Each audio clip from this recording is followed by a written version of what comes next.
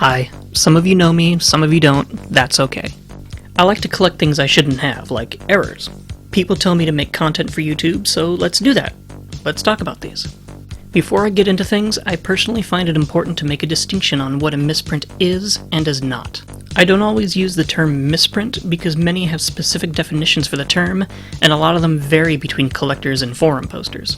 Sometimes arguments pop up, so I use what I feel is an umbrella term for miscuts, misprints, and leaks, and whatever.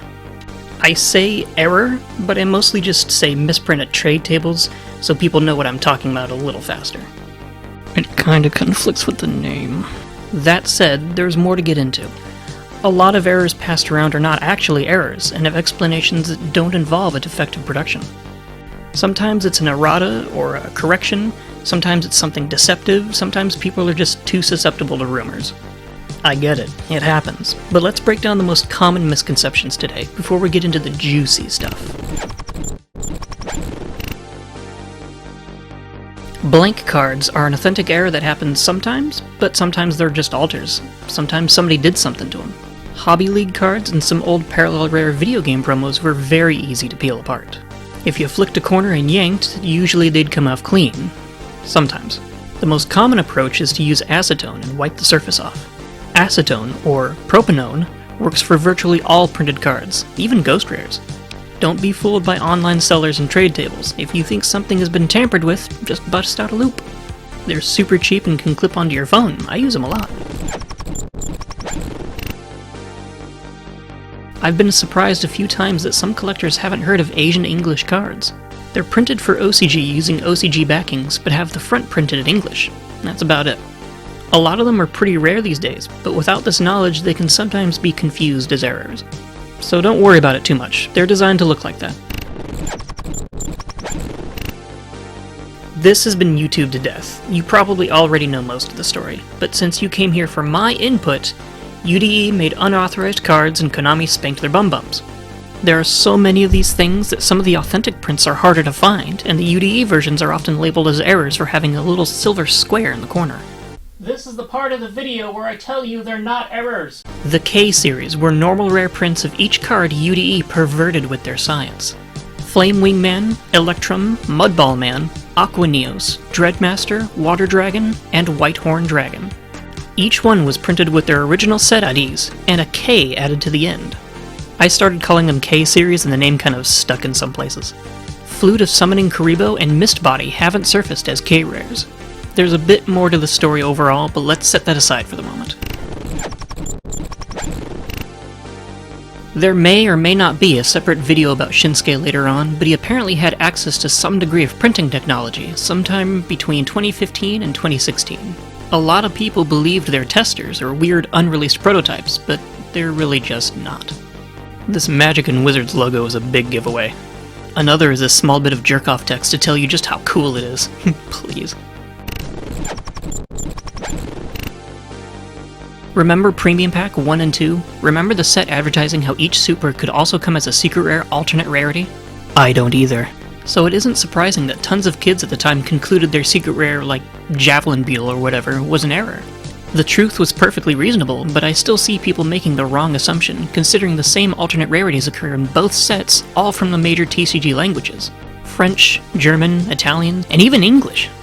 So to presume it's an error, one has to also convince themselves that the exact same error happened the exact same way in multiple factories across the planet that all accidentally also arranged the matrix bold text dies to correctly indent the names for each language. Yes! These are very clearly just an alternate rarity that sadly ended with Premium Pack 2.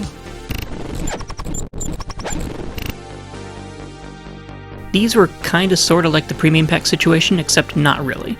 Champion Pack 6 had a smaller dual rarity system as an Easter egg, as described by an employee of the time. First, take a moment to follow Asian Yensation on Instagram. He's one of the highest collectors in the game and a fellow Stonekeeper. I've spoken to him a few times about these, and his conversations with the employee confirm these alternate rarities of Fearmonger, Old Vindictive Magician, Phoenix Wing Windblast, and Blaze Accelerator are not errors. Nor are the alternate rarities in the first two Premium Packs. But the Champion Pack Ultras are a little different. They were first given out at SJC St. Louis in 2008, and those earliest batches had the Easter eggs. making the window to pull them nearly microscopic. As with the premium pack secrets, one cannot validate the belief of them being errors while understanding the titles being indented and inked. There's just no way. Think, Mark! Gold secret rares in European premium gold had a much lighter, almost silvery color to the titles. American English titles had a golder color. This applies to all TCG languages printed in Europe. It's just another common mistake by American consumers. This section was very short. These I see a lot, especially that stupid book. You know how text gets erratas every now and then? Like updated names or PSCT changes? Well, pictures go through this process too. Usually it's censorship, but sometimes it's for other reasons. The most common error accusation I see on image erratas is Book of Secret Arts. Like, I get it. The feather is missing. Why is it missing? Was it censored? What did it do? How does a part of the picture get digitally removed and the remainder of the image become recentered by total accident? It doesn't! It's a very confusing change that has made too many assume it has to be an error. The change was applied to all further prints over time and even applies to some video games.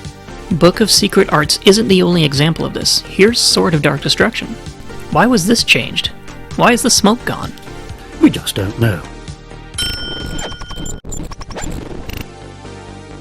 Sometime in 2020, a stash of cards from World Superstars appeared in Yu-Gi-Oh! Misprint collectors with a diagonal lower half of the image missing much of their color.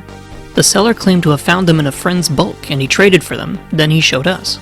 From him, they distributed, and I was eager to gather a few and examine them with the little knowledge of laser engraving that I had. A bit of time later, it was concluded by individuals with more experience in the field than myself that they were indeed altered using a low-level precision laser to burn the finish and most of the ink off in a selected area. Looking at it with a loupe, you can even see now where those scorches and burns are.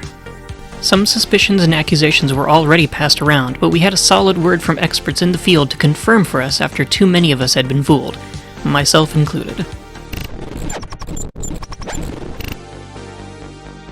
This one is somewhat of a recent revelation for much of the community.